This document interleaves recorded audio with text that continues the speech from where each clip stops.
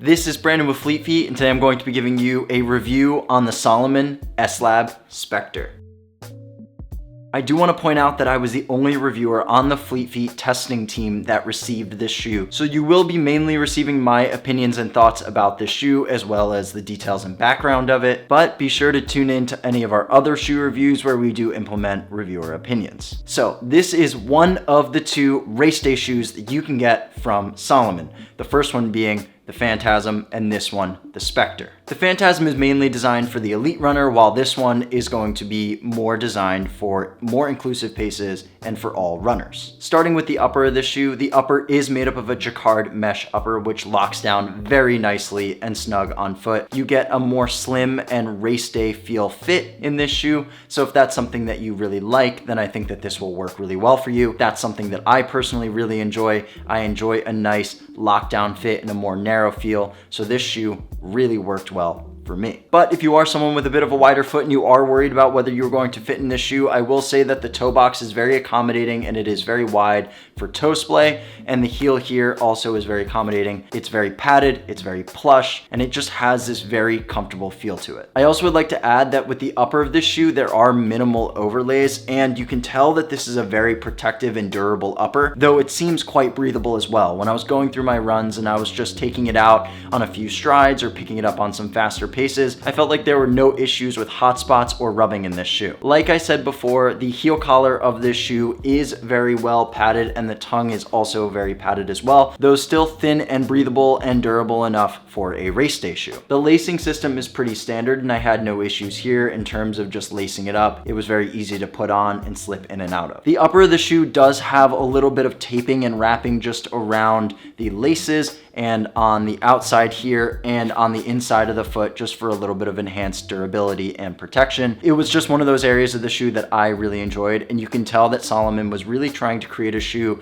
that was not only fast and fit well, but was very comfortable. Let's move down to the midsole, and the midsole is broken up into three parts. The first one being a layer of PEBA foam on the top, a winged carbon plate that runs through the middle of the shoe, and a standard EVA on the bottom. Starting at the top, you do have this layer of PEBA on the top of the shoe. PEBA is the premium technology foam right now that you can find in most of your race day shoes. The PEBA integration is where most of the softness and more plush feel is going to come from, but also that fast and responsive feel as well. PEBA is also very light on foot, so it really makes up a lot of the DNA and what makes this shoe fast. Just below that PEBA foam, you have what Salomon calls an energy blade carbon fiber plate. This is a full-length carbon plate that runs throughout the entire midsole of the shoe. And it's actually a winged plate. So what you can tell is there's a wing here on this side, and there is a wing here on this side as well. And that will really just kind of cradle the foot and allow for some more enhanced stability. Make sure that your foot isn't wobbling one way or another. Now, something I will note is that this shoe isn't intended or designed to be the most aggressive race day shoe on the market. Like Salomon is trying to do, they're trying to democratize paces a little bit more and solve for a variety of levels and paces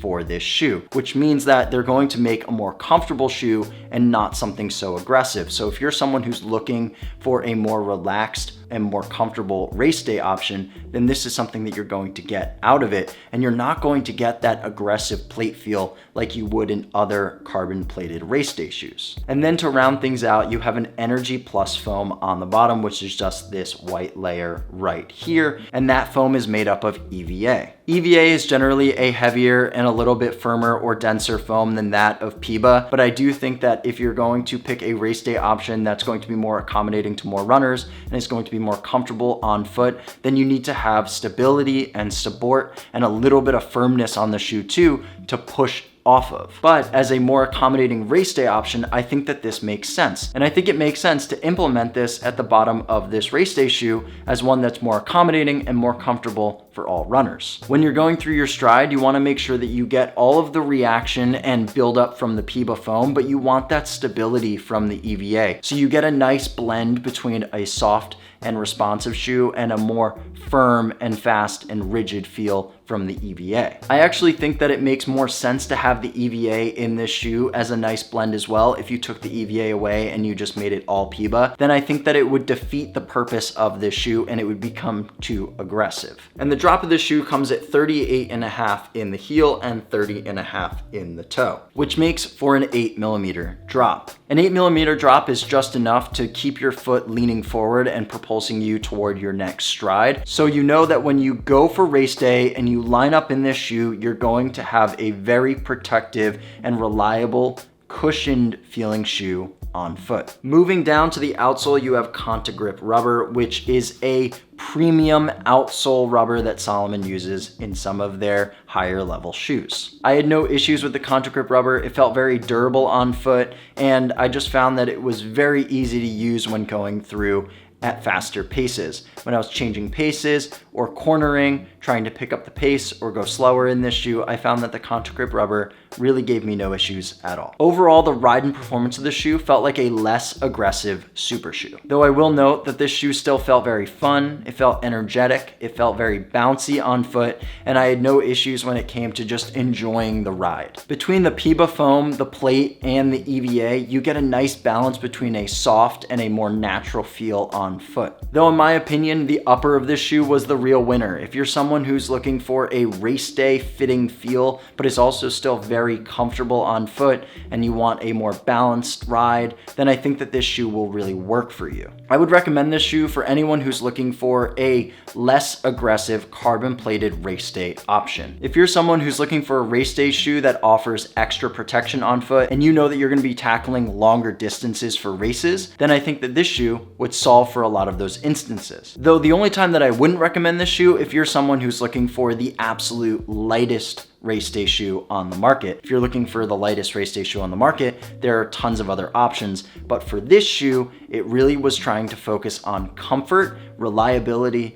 durability, and being able to sustain comfort over a longer period of time. So if you're someone who doesn't mind a little bit of a heavier race day shoe and would like to trade in some of that weight for more comfort, then I think that this makes more sense. This shoe comes in at 8.29 ounces or 235 grams. As far as running shoes go, this is still on the lighter end of all running shoes. It's just on the heavier end of some of the other super shoes or race day shoes that are out there. When I was taking this shoe out on my runs, I didn't feel like it was a particularly heavy shoe. So even though the scale says so, a lot of this goes by feel. And if you try this shoe on yourself and you don't feel like it's a very heavy shoe either, then I think that you're not gonna have any issues. And this race day option comes in at $220. This is around the same price as all of the other super shoes on the market. This is probably one of the more versatile race day shoes right now. It's one that I think that you could run comfortably in, but if you wanted to pick up the pace and be more aggressive in, you could do that as well. And I believe that this shoe is gonna be much more durable than a lot of the other race day shoes out there. So if you're looking for something